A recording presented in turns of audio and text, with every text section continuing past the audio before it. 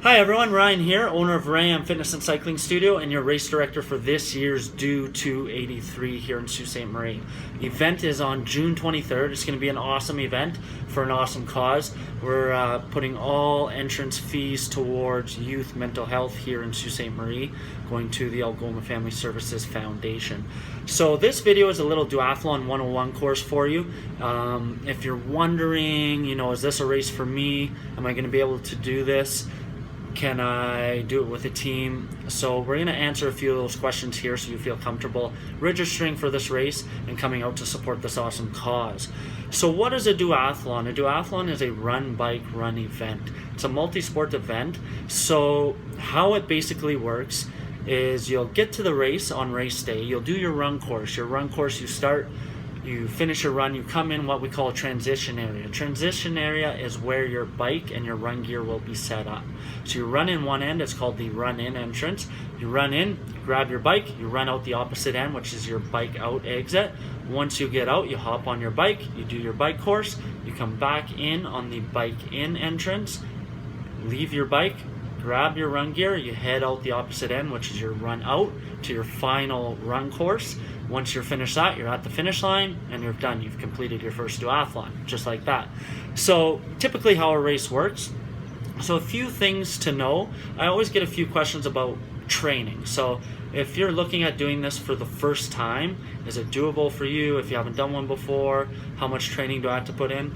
General guideline, I would say give yourself a good 2 to 3 months to build a good base level of fitness. If you're training a couple times a week, doing some bikes, doing some running, even if you throw in some strength training or cross training, whatever you're doing, give yourself 2 to 3 months to build a good base level of fitness so you're comfortable when you're at the event and you can finish the event feeling strong and confident and not, hurting yourself to get to the finish line. So give yourself that time to build up.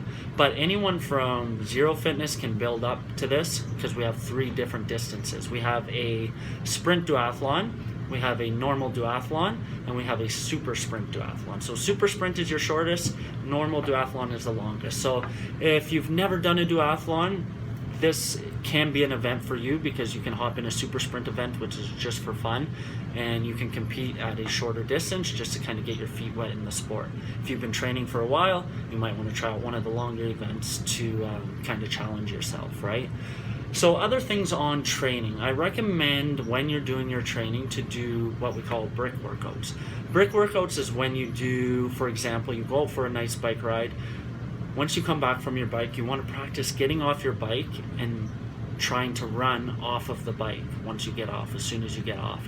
Why this is important is because once you hop off your bike, if you've never ran right after a long bike ride, your legs are going to feel a little bit wobbly and a little bit weak. So you want to train your legs to be able to stay strong and know the feeling of when you get off the bike, being strong once you get onto that second run. So just training, getting from the bike to the run is very important. So race day isn't your first experience with those wobbly legs off the bike.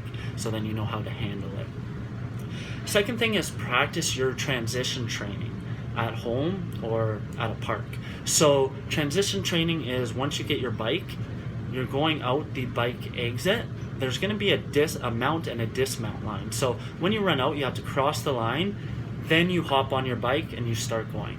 During race day, it's going to be a little different than training because there's going to be more people around. That's why you want to practice it, right? Because you want to be comfortable hopping on your bike with people around and in a little quicker fashion. So if race day is your first time, it's going to be a little flustered. So you want to be comfortable and safe. So practice that on your own. So that being said, there's a few little tips for training. A couple other things people wonder about is rules. What are some rules I need to know for this? So there are a few rules to know. Number 1, helmets. Helmets are mandatory. You must wear your helmet.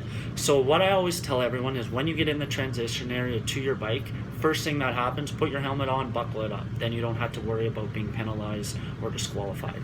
So get that helmet on before you leave for your bike ride. So helmets always. Number 2, when you're on the road, a very general rule, stay to the right side so faster people can pass you on the left. Don't ride in the middle of the road or on the left side of the road. Stay to the right side of the road so you leave that space for people to pass safely, or else it can create havoc on the bike course. So ride on the right, leave the left open. Here's one rule, and another rule is no drafting. What is drafting? Drafting is when you're sitting right behind someone on the bike course. So you're basically sitting there in their draft and you don't have to do as much work. So that is illegal in this age group race we're having and in kids races. So no drafting. You have to leave 3 bike spaces between the person in front of you. Okay, and when you do go to pass a person, you have 15 seconds to pass them, and then you can cut in front or pull in front of them, and then that person, when you pull in front of them, has to drop back 3 bike lengths. It's their responsibility, or they can be penalized. So a few general rules to know about that. And the last thing I always get some questions on and people kind of forget about is nutrition, or your race day plan for fueling your body. Very important. I'll just talk a little bit about fueling on the course. So there will be aid stations along the way with some sports drinks and some energy gels and stuff like that. But it's always important and practical to practice this in your training, because you don't want race day again to be the first day when you're testing out new sports drinks and new gels. You never know what's going to happen with your stomach, and you don't want that to affect your race.